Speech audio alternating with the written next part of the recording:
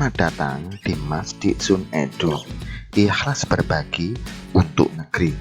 Sebelum kita menyaksikan video pembelajaran berikut ini, terlebih dahulu untuk klik subscribe serta bunyikan lonceng untuk selalu mendapatkan update video pembelajaran terbaru dari kami.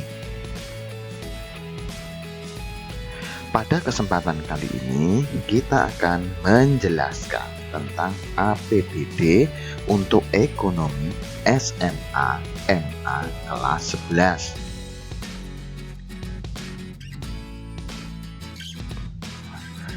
Pada kesempatan kali ini, materi yang kita bahas adalah yang pertama, pengertian tujuan dan fungsi APBD. Yang kedua, mekanisme penyusunan APBD. Yang ketiga, sumber-sumber pendapatan dan jenis pengeluaran daerah. Yang keempat adalah pengaruh APBD terhadap perekonomian. Seperti hanya sebuah negara, pemerintah daerah juga harus menyusun APBD. Jika APBN merupakan anggaran pendapatan dan belanja negara, maka APBD merupakan anggaran pendapatan dan belanja di lingkup daerah. Materi yang pertama yaitu pengertian tujuan dan fungsi APBD. Pengertian APBD seperti halnya pemerintah pusat, pemerintah daerah, baik pemerintah daerah tingkat 1 atau provinsi maupun pemerintah daerah tingkat 2 atau kabupaten maupun kota madya juga menyusun anggaran pendapatan dan belanja daerah. Berdasarkan Undang-Undang Nomor 17 Tahun 2003 tentang Keuangan Negara, APBD merupakan daftar mengenai penerimaan dan pengeluaran daerah untuk jangka waktu tertentu, biasanya jangka waktunya 1 tahun. Berikutnya adalah tujuan dan fungsi APBD. Pada dasarnya, tujuan APBD sama halnya dengan tujuan penyusunan APBN. APBD disusun itu sebagai pedoman penerimaan dan pengeluaran penyelenggara negara di daerah dalam rangka pelaksanaan otonomi daerah untuk meningkatkan kemakmuran masyarakat daerah. Adapun fungsi APBD sama seperti fungsi di APBN, yaitu ada fungsi otorisasi, fungsi perencanaan, fungsi pengawasan, fungsi alokasi, fungsi distribusi, dan fungsi stabilisasi. Namun, ruang lingkupnya sebatas daerah dan mekanismenya diserahkan pada daerah tersebut. Pokok bahasan yang kedua adalah mekanisme penyusunan APBD.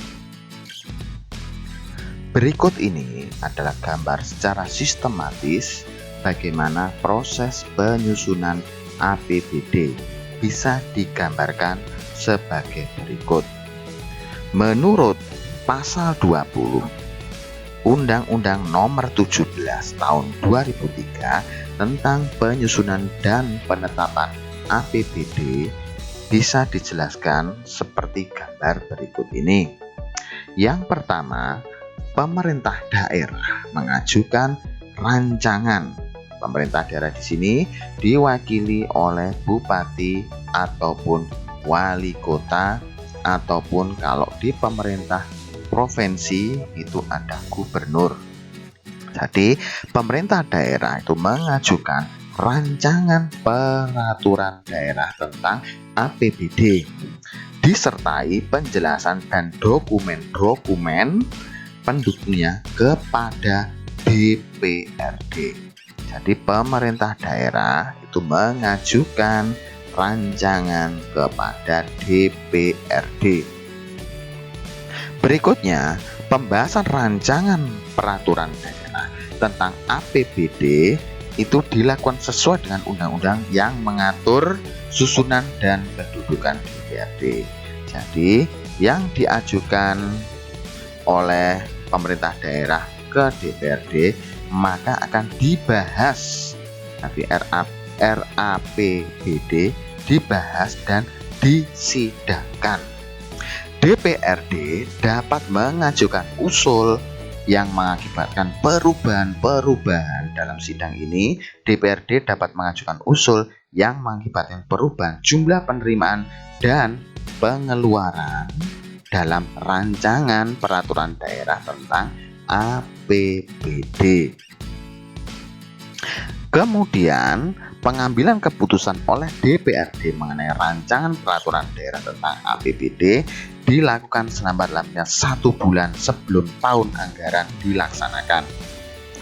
Jika DPRD itu menyetujui dari pengajuan yang dilakukan oleh pemerintah daerah, maka anggaran pendapatan dan belanja daerah ini akan disahkan menjadi APBD dan ditetapkan dalam peraturan daerah. Sedangkan jika rancangan anggaran yang diajukan pemerintah daerah ini oleh DPRD itu ditolak, maka untuk menjalankan roda pemerintahan bisa menggunakan APBD tahun yang sebelumnya.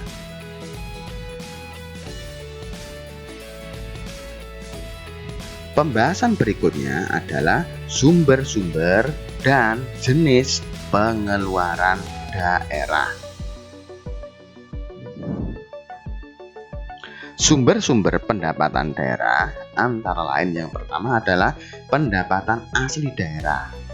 Beberapa pendapatan asli daerah ini bisa meliputi pajak daerah, antara lain ada PKB, pajak kendaraan bermotor, pajak hiburan, pajak reklame, dan lain-lain yang bisa mendatangkan pendapatan asli bagi daerah. Yang berikutnya, yang tergolong pendapatan asli daerah ada retribusi daerah. Ada retribusi parkir, retribusi kebersihan, mungkin ada retribusi berjualan di pasar dan lain sebagainya yang berupa retribusi. Berikutnya adalah hasil perusahaan milik daerah atau BUMD. Hasil ini merupakan hasil pengelolaan kekayaan daerah yang bisa mendatangkan pendapatan bagi daerah. Berikutnya mungkin ada pendapatan-pendapatan daerah lain yang sah yang tidak tercantum dalam jenis-jenis pendapatan di atas. Berikutnya sumber pendapatan daerah yang lain adalah dari dana perimbangan. Dana perimbangan ini antara lain ada dana bagi hasil pajak, yaitu antara lain pajak penghasilan dan pajak bumi dan bangunan yang disetor ke pemerintah pusat, maka pemerintah daerah berhak mendapat dana perimbangan berupa bagi hasil pajak. Yang kedua ada bagi hasil bukan pajak. Biasanya ini berasal dari sumber hasil-hasil sumber daya alam yang ada di daerah. Sumber-sumber hasil alam yang ada di daerah itu otomatis nanti juga akan kena pajak oleh pemerintah pusat.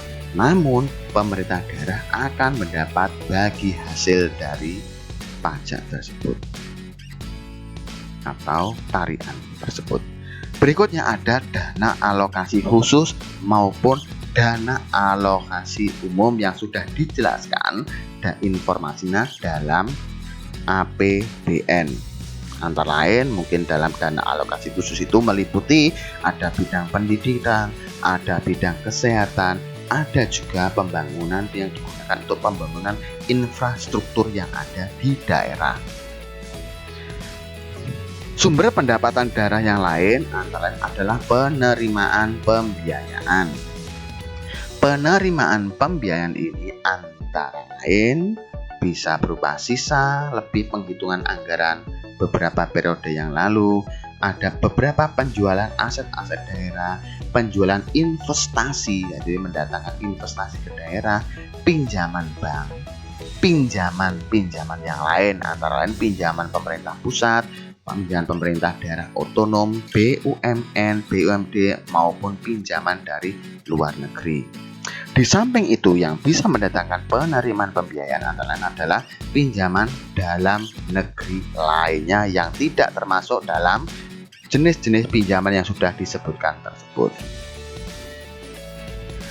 Berikutnya adalah beberapa penerimaan sah yang lain yang sudah disahkan dengan peraturan ataupun dengan undang-undang. Antara lain adalah pendapatan dari hibah, dana darurat maupun pendapatan lain yang tidak tercantum dalam sumber-sumber pendapatan daerah tetapi masih dikategorikan penerimaan yang sah.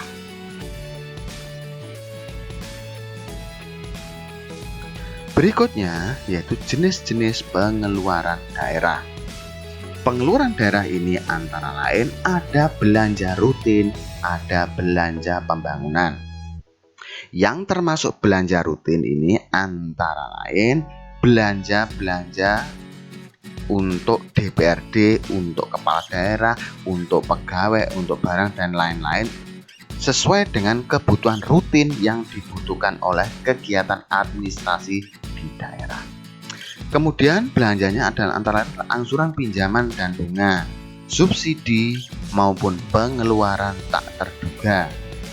Di samping itu juga mungkin bisa ada belanja-belanja yang tidak terduga yang bisa menjadikan kegiatan pembelanjaan rutin. Berikutnya adalah belanja pembangunan. Yang termasuk belanja pembangunan antara lain adalah proyek-proyek daerah, biaya operasional dan pemeliharaan sarana dan prasarana daerah, serta proyek-proyek pembangunan daerah. Berikutnya, pokok bahasan berikutnya adalah pengaruh APBD terhadap perekonomian. Ada beberapa dampak atau pengaruh APBD dalam perekonomian. Antara lain, yang pertama, dapat memperluas kesempatan kerja karena terdapat pembangunan proyek-proyek daerah dan investasi daerah sehingga dapat membuka lapangan pekerjaan serta meningkatkan kesejahteraan masyarakat. Yang kedua, dapat memperlancar distribusi pendapatan. Maksudnya, dapat mengetahui sumber penerimaan dan penggunaan untuk belanja daerah. Pengaruh yang berikutnya yaitu dapat menimbulkan investasi masyarakat karena dapat mengembangkan industri-industri di daerah. Yang keempat adalah dapat menciptakan kestabilan keuangan daerah karena dapat mengatur jumlah uang yang beredar di masyarakat. Yang terakhir adalah dapat meningkatkan pertumbuhan ekonomi masyarakat daerah. Demikian apa yang bisa saya sampaikan tentang APBD.